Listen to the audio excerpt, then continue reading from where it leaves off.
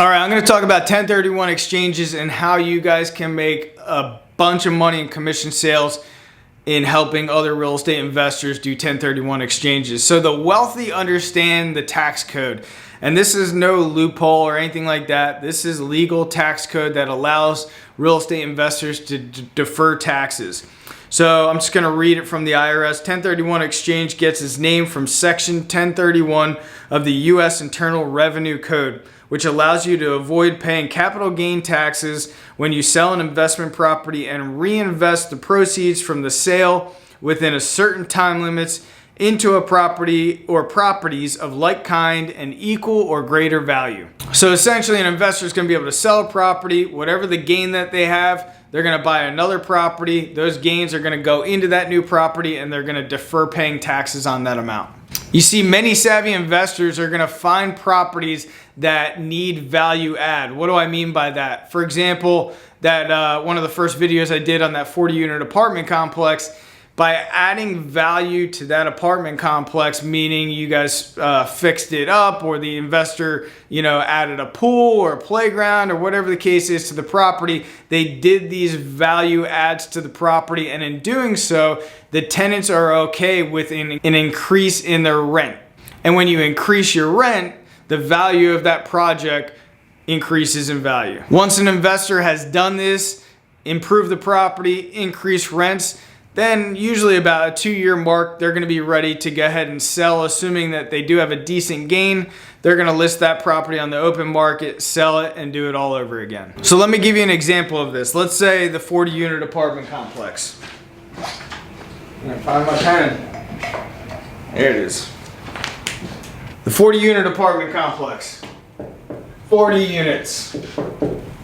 Now let's say that it's in shambles and the rental market in the area is $750, but the current rents, because of the condition of this apartment complex, are $600.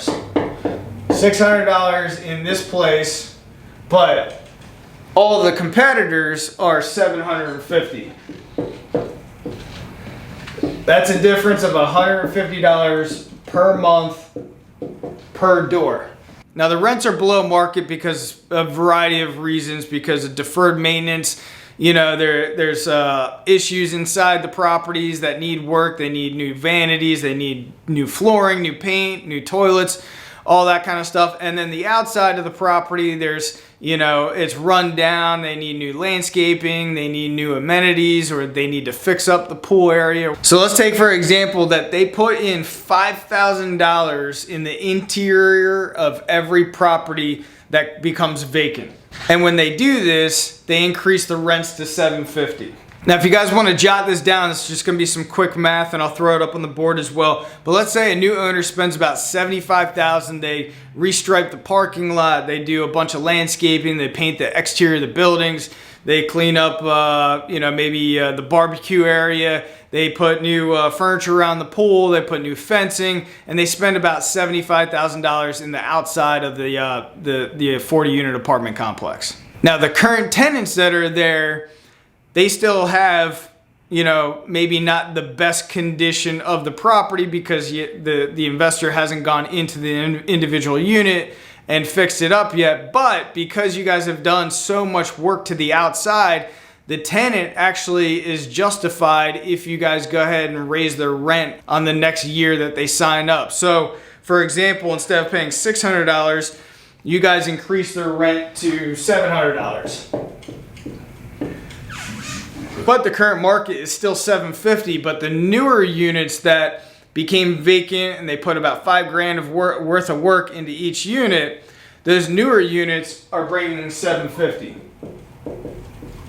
So let's go ahead and look at the numbers. Let's say the investor bought the 40-unit apartment complex, and let's say it was $600 per unit per month, and they bought it at a 10% cap rate. So 40 units times $600 per unit equals $24K per month. And they bought it at a 10% cap rate. So that's $288,000 gross income per year. Let's subtract out vacancies, 30,000.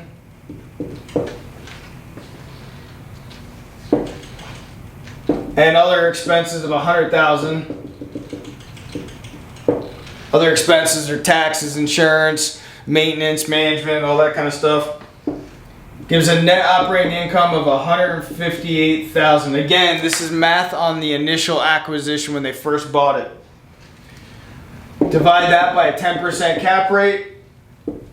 That means they paid $1,580,000 for this property. So the new investor comes in, they did some renovations. Remember, it's a 40-unit apartment complex. Over a couple year period, they were only able to get into, say, 28 units that became vacant over the 2-year period. And they invested $5,000 per unit of the 28. That's $140,000 that they had to put into the property. We talked about exterior renovations in terms of pool furniture, landscaping, all that kind of stuff. Let's call that $75,000 for the exterior. That's a total renovation of $215,000. Now the new cash flow, the 28 renovated units, they're getting peak prices. They're going to be comparable with the rest of the competition out there. So you got 28 units times $750 per month. That's $21,000 per month. They still have 12 original units, but we increased the rents on all of those to $700 a door.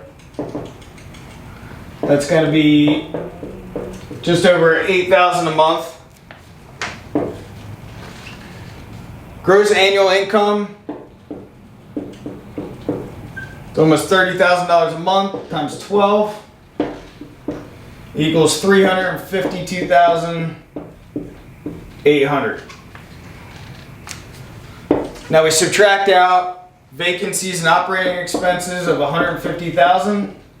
That leaves us with a net operating income of $202,800.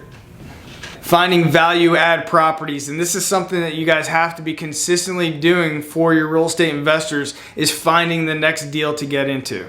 So you found this property, you made the sale on the acquisition, and now you're looking at listing this property for the investors. You sit down, you run the numbers, and you figure out what this property is now worth, and we're going to go over that now.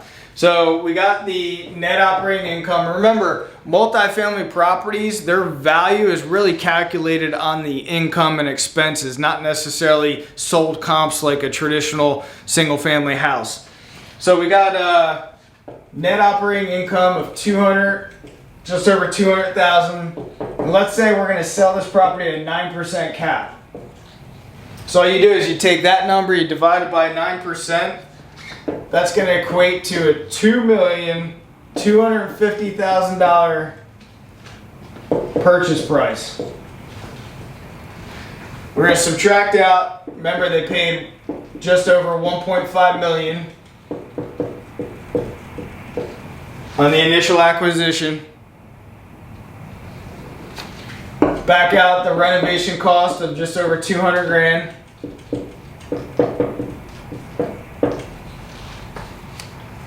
That's going to leave $455,000 of profit.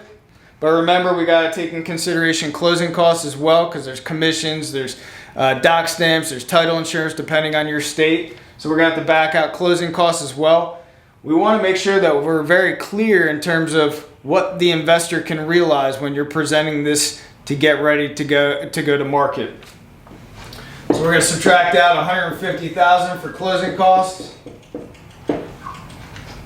And that's going to leave $305,000. That's going to leave $305,000 of a tax deferred gain for that investor. Now, if you guys are doing your job and you're sitting down with the investor and saying, okay, this is where we're at, this is where I believe the property's worth, this is the gain that you guys stand to realize, what's stopping you from going ahead and moving into the next property? Now, something to keep in mind, you're not only listing this property and you're going to get the commission sale. Hopefully you sold the property and you got the commission sale, but you're going to list this property, get the commission sale. You're going to do a 1031 exchange into the next property. Most investors, I can tell you, they're not going to go from 40 doors to another 40 doors. In most cases, they're going to go from 40 doors to maybe 80 or 100 or 200 doors. They usually trade up. So what does that do for you? You not only got the listing side sale commission, the new property, let's say it's 100 doors, you're going to get a commission on that sale, assuming you're doing everything in your power to continue working with the investor. And then you went from 40 doors to managing, now you're at 100 doors. You see how this is all working in terms of increasing the doors? Now, this only works if you're routinely sitting down with the investor and figuring ways to build their portfolio. If they trust you and they rely on you, you guys will have plenty of sales. You guys will have plenty of doors to manage.